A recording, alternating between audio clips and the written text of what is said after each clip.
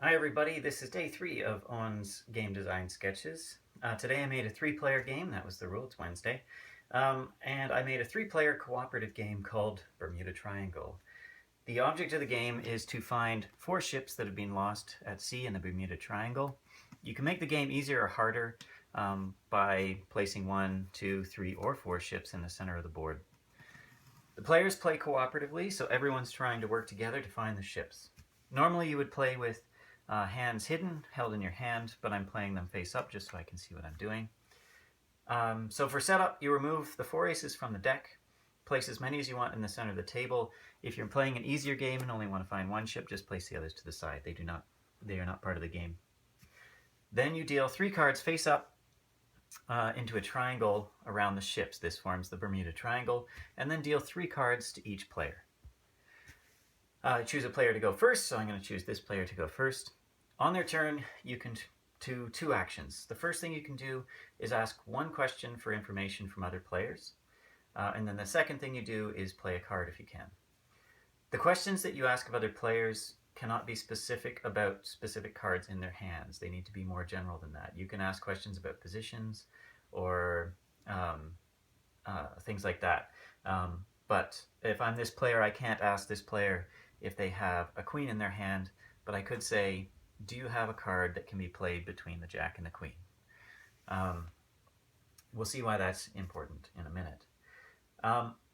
Then you play a card. Cards are played between 2 cards that form the points of a triangle. So you play a card on the edge of one of the triangles that are in the game. The object of the game is to build a second triangle between these 3 points, and then build a third triangle in between the other points. When you build that third triangle and complete it, you found the ship, it gets removed from the board, and then you go look for the next ship. So on your turn, you can play a card between 2 cards on one of the triangles on the board. The rule is that the card value must be between the value of 2 adjacent cards, including those values. So between the queen and the 10, you can play a 10, jack, or queen. Between the queen and jack, you can only play a jack or queen. So this player has a queen in their hand. It could be played here, or it could be played here. The 9 cannot be played anywhere, nor can the 3. But there's an additional rule for play. In each triangle, 1 player may replace 1 card at one of the corners. So that can only be done once per triangle. Because we have 3 high cards that are close in value, this player might choose to play their 3 on one of the corners, making it easier for the other players to play. So this player is going to play a 3 on top of the jack. Now there's a lot more options to play on this edge and on this edge. This edge is still fairly limited, but they're hoping that they can do something. This player is going to play their queen, so play progresses clockwise. This player decides to play their queen in between the queen and 10. So this is the point of a second triangle. And it's a nice high card, so it's going to make things easier for the other players. This player has a bunch of middle cards and decides that they're going to play their 9 in between the 10 and the 3. I should note, if you're playing a card on top of an additional card in one of the corners, it must adhere to the adjacency rules. So if this player hadn't played the 3 here yet, but let's say this was the card here, I can't play the 3 on top of the 10 because now the 9 is not between the 8 and the 3. Okay, so those have to follow those adjacency rules. Now this player is kind of in a bind. They can play the 9 between the queen and the 3, or the queen, but that's creating a triangle with 2 queens or 2 9s. But they might do that asking the other players, does anyone have a really low card they could play on top of one of these? This player says yes, this player says not really. So they might decide to play the queen here. So you can see the queen is in between the queen and the 3. Now we have our full second triangle completed. Now we're trying to build a third triangle. This triangle has an additional rule.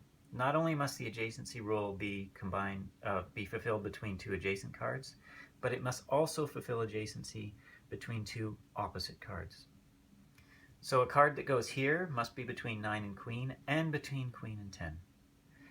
Now at this point, this player has no cards that they can play between the queens or the 9, and decides that they're going to change the value of one of the queens to a 6. This is a problem for this player, obviously. This player can no longer play, and one of the corners has already been changed. At this point, this player cannot play, so play passes to this player. This player decides to play the 9 here, because it is between the queen and 9 and between the 10 and 6. This player can place the 8 between... No, I can't place the 8 there. I can place the 8 here, between the 6 and 9 and between the 3 and queen. This player still cannot play. This ship is lost. And can no longer be... this ship is not found this round. That's the end of the round. Players remove all the cards that were played, including the corners of the triangles, and these go to a discard pile. At this point, 3 new points are dealt out for the Bermuda Triangle, and then 3 additional cards are dealt out to each player. Play continues like this until all the ships are found, or all the cards in the deck are exhausted, at which point count the number of ships you found and determine how well you did. That's it. That's Bermuda Triangle. Seems pretty interesting so far, but it's really hard to test with only one person, so I'm going to have to find some friends who want to play this with me. Thanks for watching.